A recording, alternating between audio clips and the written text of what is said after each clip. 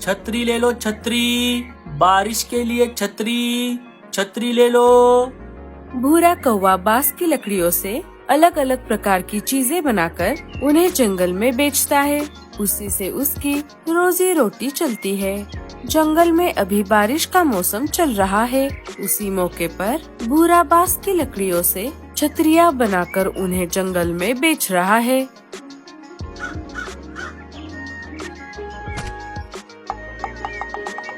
हे ऊपर वाले, मैं सुबह से छाते बेच रहा हूँ, लेकिन अब तक मेरी एक भी छतरी नहीं बिकी। अब मुझे बहुत भूख लगी है। चलो अब घर जाता हूँ। दोपहर हो गई है और खाना खाने का समय भी।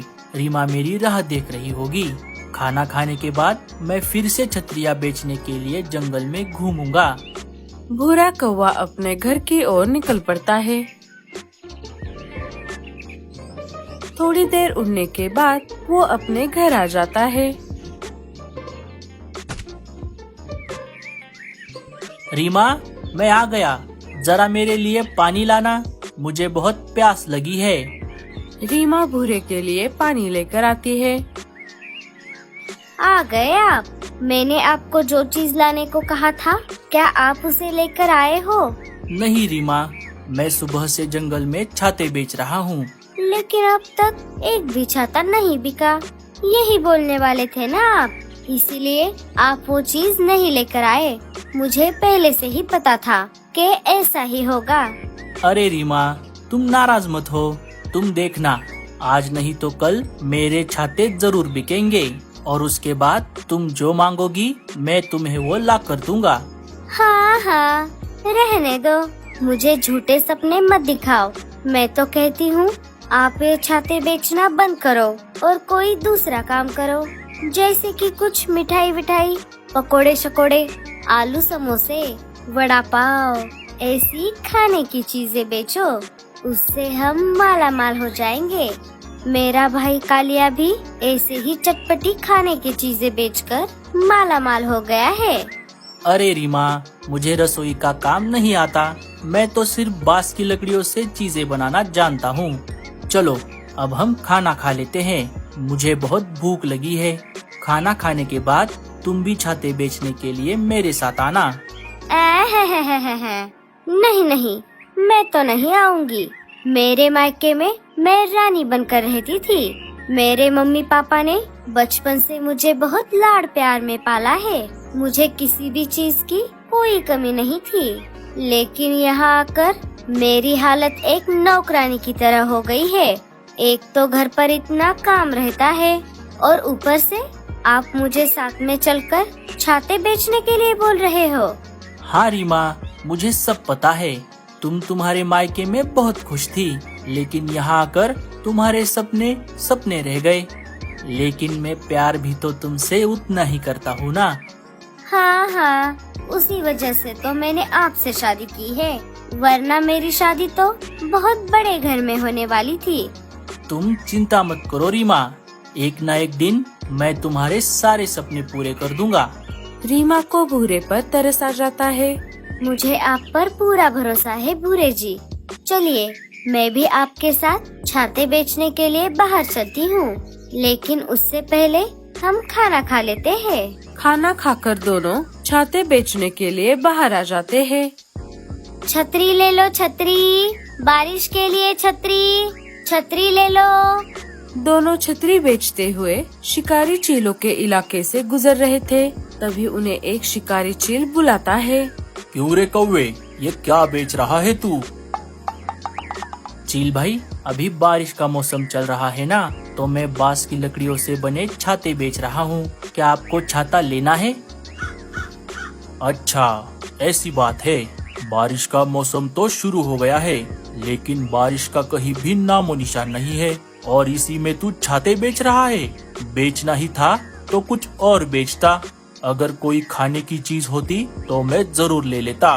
हाँ चील भाई, मैंने भी इनसे यही कहा था, लेकिन ये मेरी बात ही नहीं सुनते। चलो कोई बात नहीं, जाओ अपने अपने छाते बेचो। अजी, हम भी एक छाता ले लेते हैं। क्यों? हमें क्यों चाहिए छाता? हमें छाते की क्या जरूरत है? क्या पता, हमें भी एक छाते की जरूरत पड़ जाए।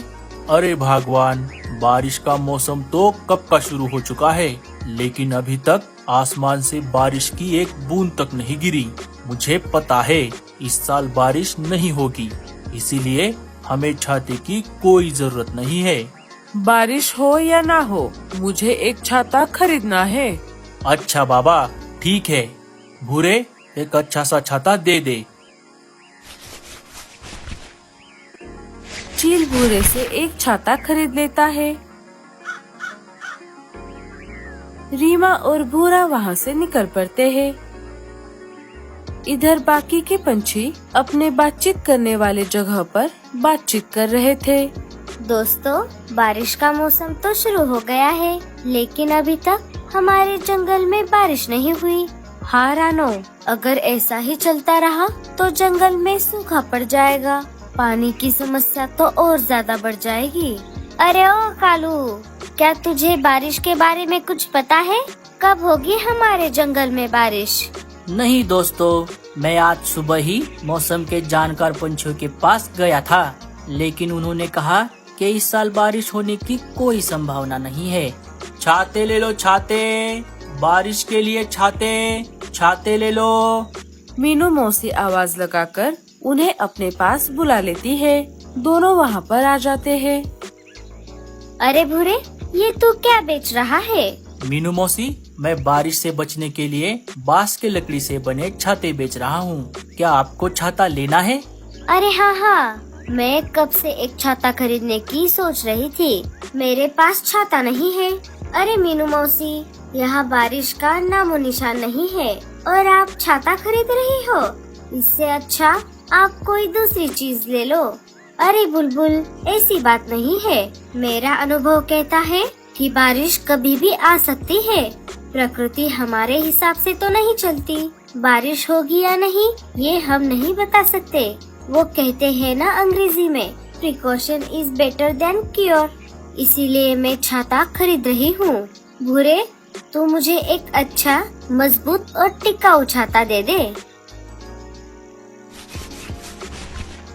भूरा मीनू मौसी को एक अच्छा सा छाता दे देता है।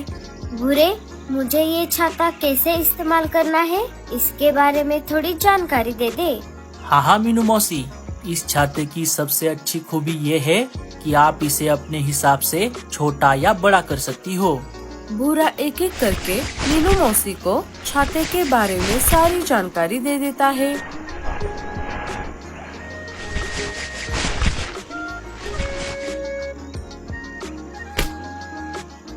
अरे वाह, ये तो बहुत अच्छी बात है।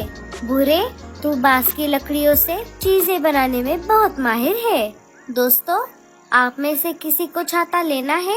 हाँ हाँ रीमा, मुझे और रानो को छाता खरीदना है, लेकिन अभी हमारे पास पैसे नहीं है। हम जब घर जाएंगे तब पैसे लेकर तुम्हारे घर आकर छाते खरीद लेंगे। कोई बात नहीं लाडो, तुम दोनों अभी छाते ले लो और पैसे बाद में दे देना। भूरा रानो और लाडो को एक एक छाता दे देता है। भूरे, मुझे भी एक छाता दे दे। नहीं नहीं, हमें छाते की कोई जरूरत नहीं है। चलिए, हमें अभी घर जाना है। घर पर बहुत सारा काम पड़ा है। कालू और गोरी वहाँ से चले जाते हैं। उन दोनों के जाने के बाद वहाँ पर राजा जी के सिपाही आ जाते हैं। रीमा और भूरे, तुम दोनों को राजा जी ने महल बुलाया है, चलो हमारे साथ। रीमा और भूरा सिपाहियों के साथ अपने छाते लेकर निकल जाते हैं। थोड़ी ही देर में रात हो जाती है। सारे अपने अपने घोंसले में सो रहे थे। तभी आधी रात को तेज तूफान के साथ साथ आसमान में बादल गरजने लगते हैं। अरे बाप रे, लगता है बारिश होने वाली है। मुझे अकेले यहाँ पर डर लग रहा है। मैं एक काम करती हूँ, बच्चों को लेकर लाडो के पास चली जाती हूँ। रानो बच्चों को लेकर लाडो चिड़िया के पास आ जाती है। अरे रानो, तुम आधी रात को यहाँ कैसे आ गई? क्या कोई परेशानी है? नहीं लाडो, बच्चों के पापा काम के सिलसिले में जंगल से बाहर गए हैं और बाहर अचानक तेज तूफान और बादलों के गरजने की आवाज आ रही थी। मुझे अकेले डर लग रहा था, इसीलिए मैं बच्चों को लेकर तुम्हारे पास आ गई। अच्छा किया रानो, तुम यहाँ पर आ गई। सोनू और पिंकी के पापा भी आज घर पर नहीं है। मुझे भी अकेले घर पर डर लग रहा था। थोड़ी ही देर में तेज बारिश शुरू हो जाती है। चलो, अच्छा हुआ बाबा, मैंने आज भूरे से छाता खरीद लिया। इस बारिश का कोई भरोसा नहीं है, ये कभी भी टपक जाती है। देखा गौरी, मैंने तुमसे कहा था हम एक छाता खरीद लेते हैं। अब देखो इतनी तेज बारिश हो रही है। अरे कुछ नहीं होता, ये इतनी सी बारिश हमारा कुछ नहीं बिगाड़ सकती। गौरी ऐसा बोल ही रही थी कि तभी तेज तूफान की वजह से उनके घोंसले की छत हवा में उड़ जाती है। अरे बाप रे, ये क्या हो गया? गौरी चलो यहाँ से, हमें किसी से मदद लेनी होगी। वो दोनों वहाँ से निकलकर मीनू मौसी के घर के बाहर आ जाते हैं। कालू घर का दरवाजा खटखटाता है। मीनू मौसी, दरवाजा खोलिए, मैं हूँ कालू। हम बारिश में भीग रहे हैं, हमारा घोंसला टूट गया है। अगर मैंने इन्हें अंदर ले लिया तो दूसरा घोंसला बनाने तक ये मेरे ही घर में रहेंगे। इससे अच्छा मैं सोने का नाटक करती हूँ। मीनू मौसी आंखें बंद करके जोर जोर से खर्राटों की आवाज निकालकर सोने का नाटक करती है। खर्राटों की आवाज घोंसले से बाहर आ रही थी। अरे इतनी जोर से खर्राटे कौन मारता है? लगता है मीनू मौसी सो गई है, हमें कहीं और जाकर मदद मांगनी होगी। दोनों वहाँ से निकलकर लाड़ों के घोंसले के बाहर आ जाते हैं। घर में पानी न आए इसीलिए लाड़ों ने घर का दरवाजा लगा लिया था। रात भी काफी हो गई थी। लगता है लाड़ो भी अब सो गई है, उसका घोंसला भी छोटा है। चलो हम भूरे के पास चलते हैं। दोनों भूरे के घर के बाहर आ जाते हैं। अरे ये भूरा कहाँ चला गया? तभी उनको देखकर बुलबुल उनके पास आ जाती है। अरे बुलबुल, ये भूरा और रीमा कहाँ चले गए? कालू भैया, राजा जी ने उनके सारे छाते खरीद लिए और उन्हें रहने के लिए महल में एक कमरा भी दे दिया। मेरा घर भी तूफान की वजह से उड़ गया, इसीलिए मैं बाहर बैठी हूँ। चलो चलो, हमें किसी सुरक्षित जगह जाना होगा। सारे वहाँ से निकल पड़ते हैं। थोड़ी देर खोज करने के बाद उन्हें एक जगह खाली पड़ा हुआ टूटा फूटा घोंसला दिख जाता है। वो सब उस घोंसले में आ जाते हैं। उस घोंसले की छत से जगह जगह से पानी अंदर आ रहा था। तभी कालू को मीनू मौसी छाता लेकर जाती हुई दिखाई देती है। कालू उन्हें आवाज लगाता है। मीनू मौसी, इधर आइए। मीनू मौसी वहाँ पर आ जाती है। अरे तुम सब यहाँ पर कैसे? गौरी सारी बात मीनू मौसी को बताती है। अगर हम देवर जी से छाता खरीद लेते तो कितना अच्छा होता, हमें ऐसे बारिश में भीगना नहीं पड़ता। तभी मीनू मौसी के दिमाग की बत्ती जल जाती है। अरे हाँ, मुझे याद आ गया, भूरे ने कहा था ये छाता अपने हिसाब से छोटा या बड़ा हो सकता है। सारे मिलकर छाते को बड़ा कर देते हैं। उसे घोंसले के ऊपर छत की जगह लगा देते हैं। इससे बारिश के पानी से सारे बच जाते हैं। रात भर तेज बारिश चलती रही। भूरा और रीमा महल से निकलकर अपने दोस्तों से मिलने बाहर आ गए थे। तभी सारे पंछियों ने भूरे से अपने लिए एक एक छाता बनवा लिया। अरे वाह भूरे, ये तो छाते का घर बन गया।